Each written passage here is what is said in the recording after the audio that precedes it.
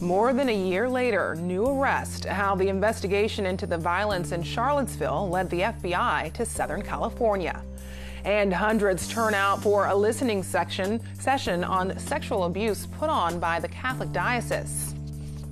They have the funding and the availability. What we need is bold leadership and action to tackle the homeless crisis.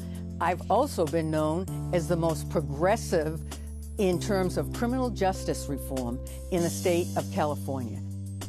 Bonnie Dumanis and Nathan Fletcher talk with KPBS News about the issues they're focused on in the race for county supervisor. We depend on just a few storms to generate most of our water supply, and if those storms don't track into the lower part of California, then we end up dry.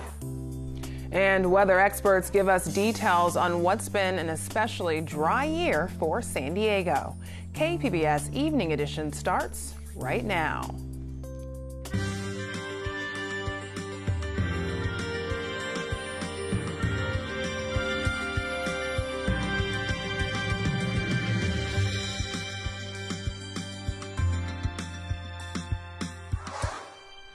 Good evening and thanks for joining us. I'm Ebony Monet.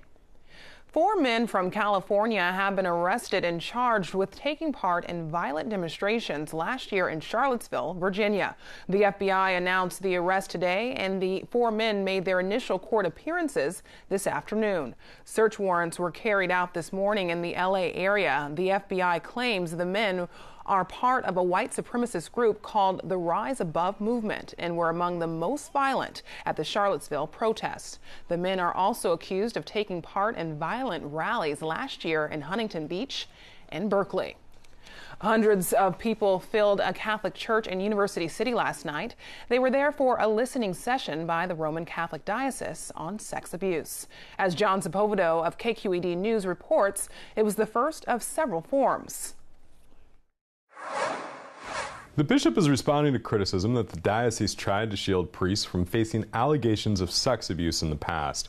The diocese recently released the names of 8 priests who, according to the church, face credible allegations of abuse, the most recent being in 2002.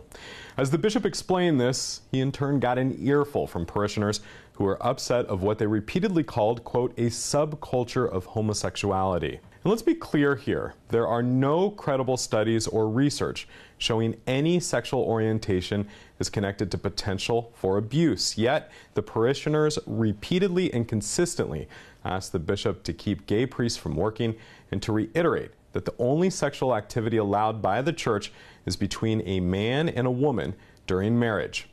Bishop McElroy refused to condemn LGBTQ people and would not promise to keep gay priests from serving in the church.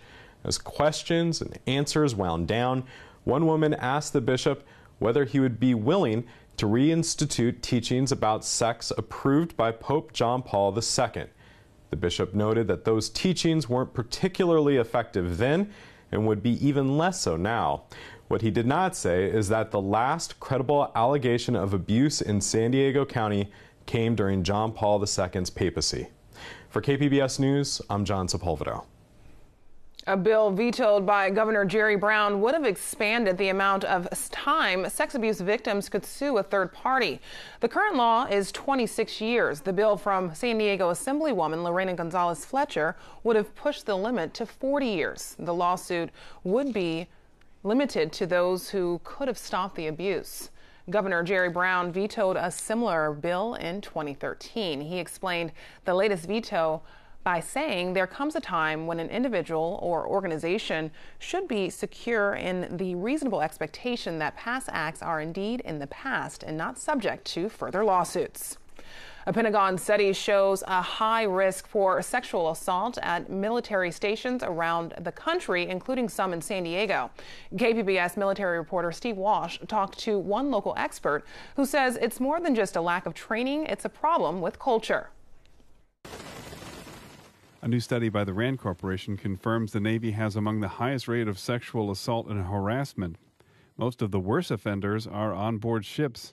Carolyn Allard is a psychology professor at Alliant University. For a decade, she worked with sexual trauma victims at the San Diego VA. It just takes having to address each and every instance from the get-go, and very explicitly so, and publicly so, to start changing the culture and for people to get the idea that this is not going to be tolerated. The Army and Navy have ordered follow-up studies to determine which installations to target. Allard said it isn't about sexual harassment training. My guess is it'll be a cultural shift that needs to happen from the highest leadership down in terms of no tolerance and calling it out and accountability at every step of the way. Over 6,700 sexual assaults were reported to the Pentagon in 2017. That's nearly a 10% jump over 2016.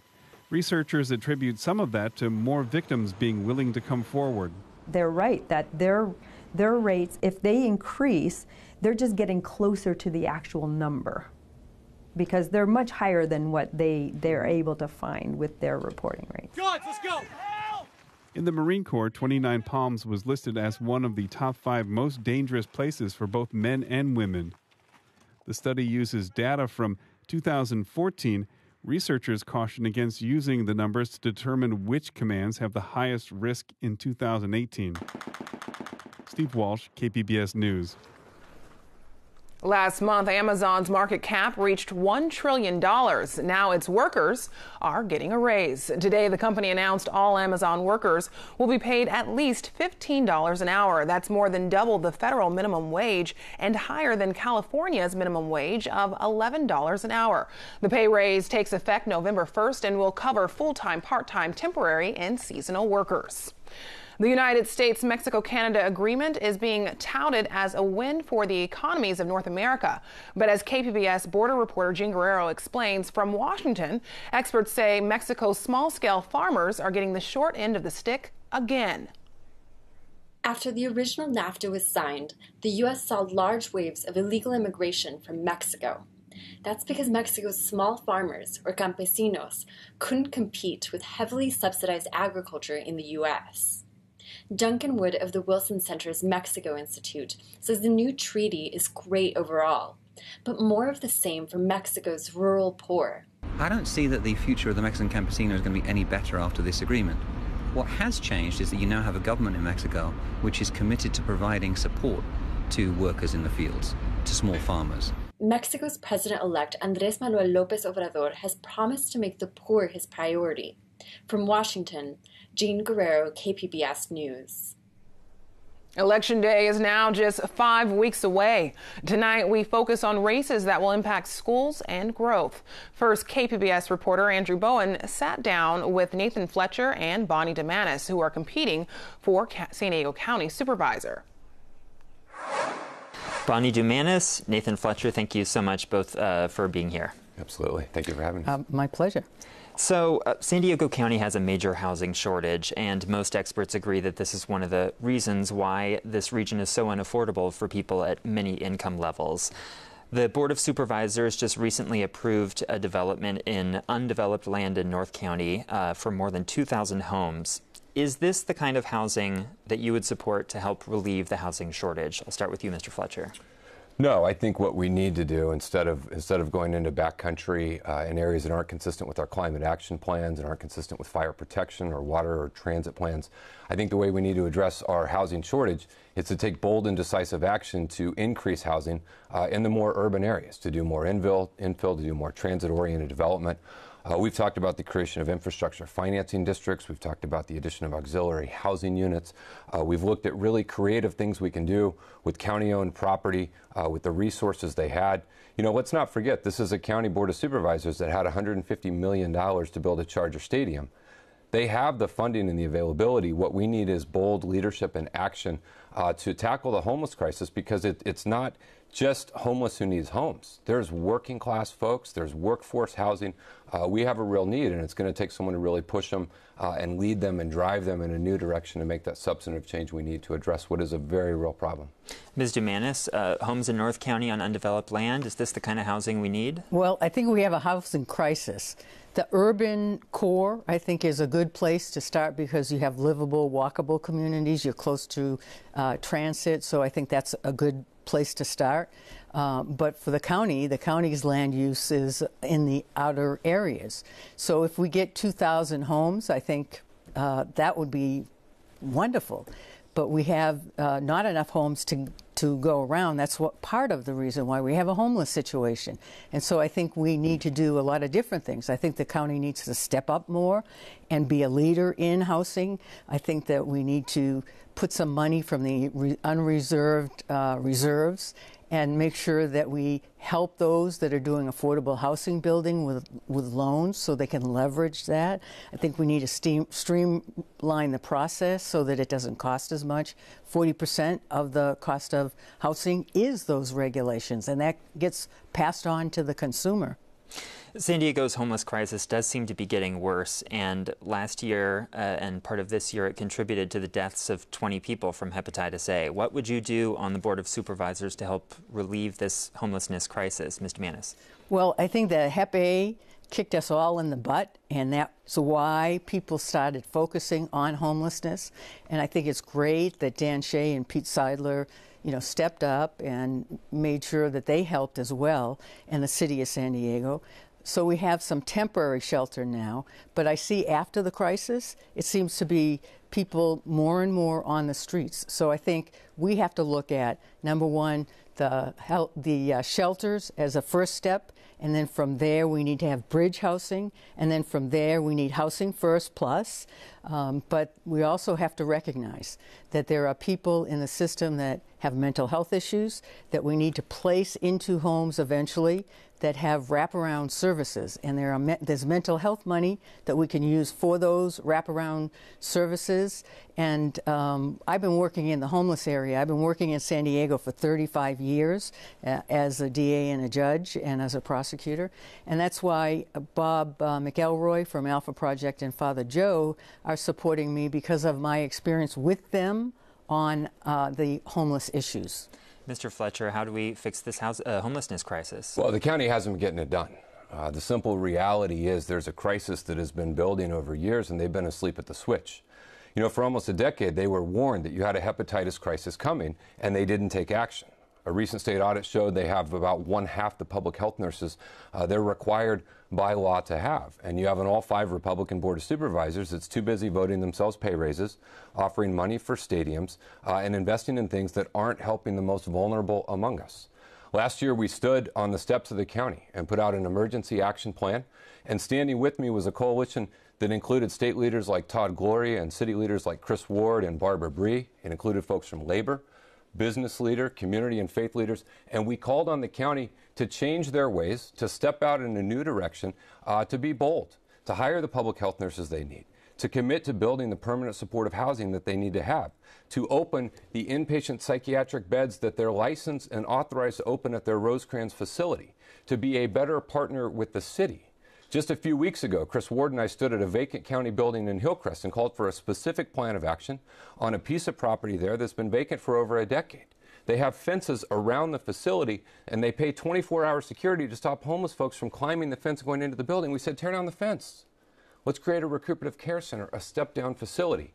But there's been a lack of leadership, and that's what I think we need now more than ever. When I was in the state assembly, we showed we could lead, and things like Chelsea's Law got a lot of attention, but I did legislation on homeless youth to try and alleviate that burden and help them, and that's where we need a new generation. We need new ideas. We need someone who's going to really push them to be accountable and make a difference. Mr. Fletcher, what do you think is the most important distinction between you and your opponent? Well, I think it's this notion of change. Bonnie Dumanis has spent 30 or 40 years at the county, really does reflect, is supported by all 5 of the incumbent Republican supervisors, is part and parcel of what's been going on there. There's this great line that said the best time to plant a tree was 20 years ago. The second best time is today. I wish 20 years ago the county would have been doing a lot of the things that now we say they need to do. I wish they would have been moving in a more progressive direction. I wish they would have invested more. I wish they would have taken a louder and stronger stand on things, and I think our region would be a better place. But I think in this election, we have the opportunity to bring someone who has governing experience, who's shown legislatively we can tackle big, difficult issues and deliver solutions, who's shown that outside of office, whether it's helping mental health treatment for our veterans or our deported veterans. but who comes in with that energy and drive to say we're going to move in a more progressive direction, and we're going to lead, and we're going to work with the state, and we're going to drive solutions in a meaningful and accountable way. And so I think that we need a new voice at the county, and I think it's time, after the last 30 years, that we really start moving our region in a different direction. Ms. Dumanis, what do you think is the most important distinction between you and your opponent? Well, I think it's experience. I've been working in this county for 35 years. I've been the CEO of an organization that has a budget of $185 million. Employees, 1,000. I was the top law enforcement official in the county. And you know what? I don't even know how I got there. I was raised in a home that was a working class family. My dad was a truck driver. He was a teamster. My mom worked for WIC. I put myself through college. I put myself through law school. And I started out as a junior typist and rose through the ranks until I got to the deputy DA. I was elected as a judge, and then I was elected as DA. And not only DA, but the first openly gay DA in the nation, and the first woman and openly gay DA here in San Diego. I've also been known as the most progressive in terms of criminal justice reform in the state of California. We have implemented and actually done bold programs. So I've walked the walk. I know what it's like to pick up the pieces for victims. I know what it's like to change the criminal justice system and be progressive. And I know how to save lives. And that's what it's all about. And that's what makes me the best qualified candidate in this race. Bonnie Dumanis, Nathan Fletcher, thank you both so much for being with us. Absolutely. Thank you. 4 candidates are running for 2 seats on the San Diego Unified School Board. KPBS education reporter Megan Burks introduces us to 2 of them. A write-in candidate in June, businessman and charter school co-founder Tom Cayley-Inouye is challenging 2-term incumbent Kevin Beiser. Wait, you need one of those? At a campaign kickoff party, Cayley-Inouye said he'd bring business acuity to a district that has had to make deep budget cuts in recent years. And the way to do that, in my view, is to bring qualified executive business experience that's proven over time. I have that. With an understanding of how to apply that in an educational environment successfully, I have that. And make tough choices. Hey! That means being a tougher negotiator with staff unions. Home from a day of teaching middle school math, Beiser says he's helped balance San Diego Unified's budgets without increasing class sizes, and his work as a teacher makes him uniquely qualified. I've really tried to focus on finding solutions at helping kids learn academically. And I think I have a proven track record of success. I mean, the #1 graduation rate in California, I think that speaks volumes. That's #1 among large California districts. Like many, though, San Diego Unified will have to cut millions more dollars from its budget next year. Megan Burks, KPBS News. You can now prepare for the election with the KPBS Voters Guide. We have a link right on our homepage. It's a partnership with Voters Edge California. You'll find information on all of the races and candidates right now at kpbs.org. I'm Judy Woodruff. Tonight on the NewsHour, the scrutiny of Brett Kavanaugh expands beyond allegations of sexual assault to his honesty and temperament. Coming up at 7 after Evening Edition on KPBS. One storm system moves through as another moves in. Aaron Calandra has details on the chances of rain in tonight's forecast.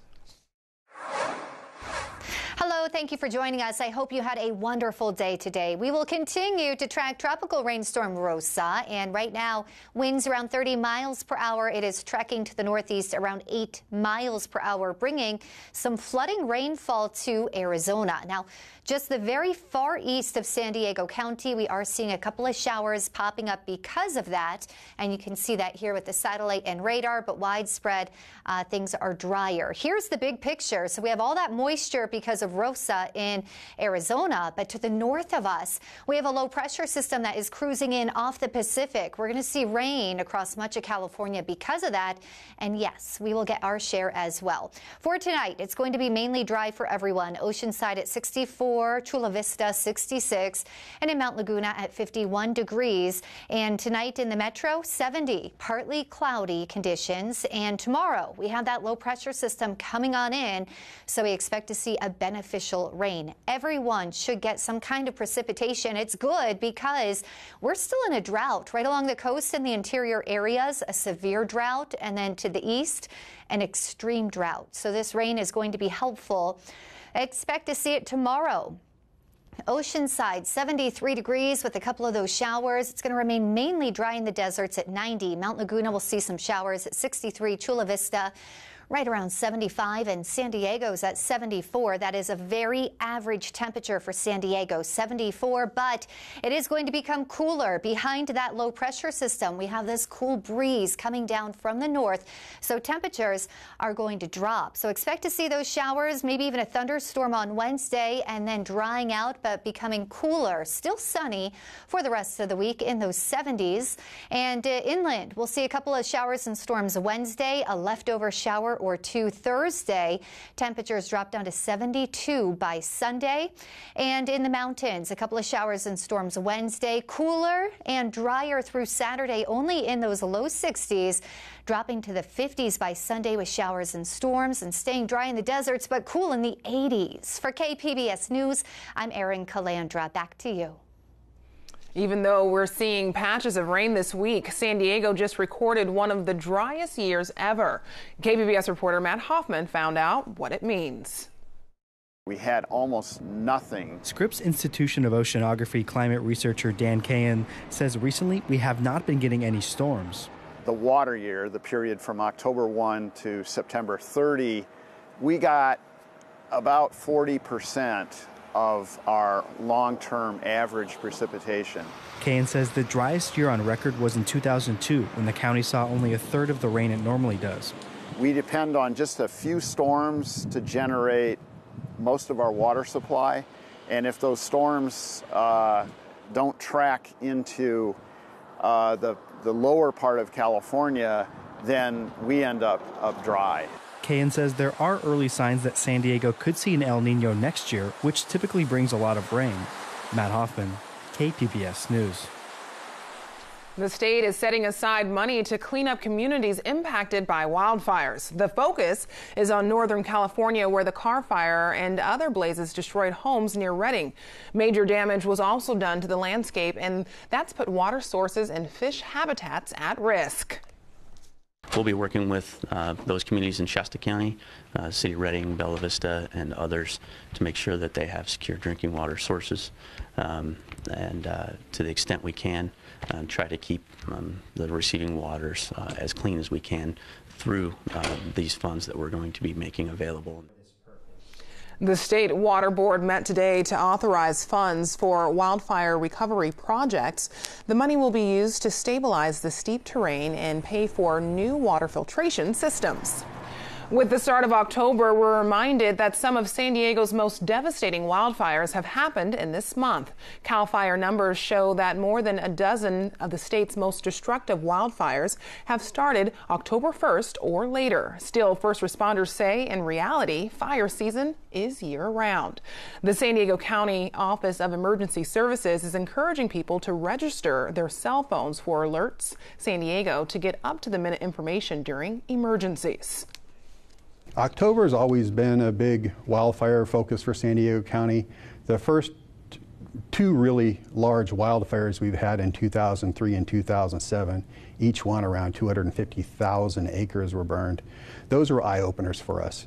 In the decades since those fires, we've done a lot of planning, a lot of work to get us better prepared. Tomorrow we'll have more on what OES officials say every San Diegan should do to get ready in case of a wildfire. And to register your cell phone for Alert San Diego, go to readysandiego.org/Alert San Diego. In an effort to fight climate change, the state is taking some new steps to support cleaner transportation. Capitol Public Radio's Ezra David Romero has the story. The board decided to uphold the state's vehicle emission standards and to strengthen guidelines for cutting carbon pollution from vehicles. It's California's latest move against the Trump administration's desire to weaken fuel mileage standards.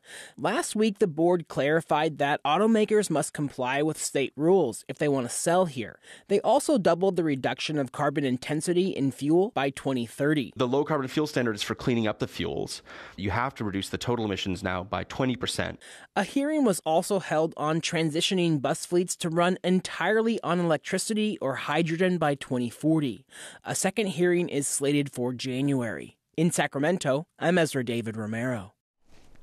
Now here's a look at what we're working on for tomorrow in the KPBS newsroom. Coming up on Morning Edition, counting down to election night, the role the NRA is trying to play in midterm races. And on Midday Edition, the mission and future of a Balboa Park institution, the group of volunteers who are bringing in a new exhibit. That's tomorrow on KPBS Radio. You can find tonight's stories on our website, kpbs.org/evening edition. Thanks for joining us. Have a great night.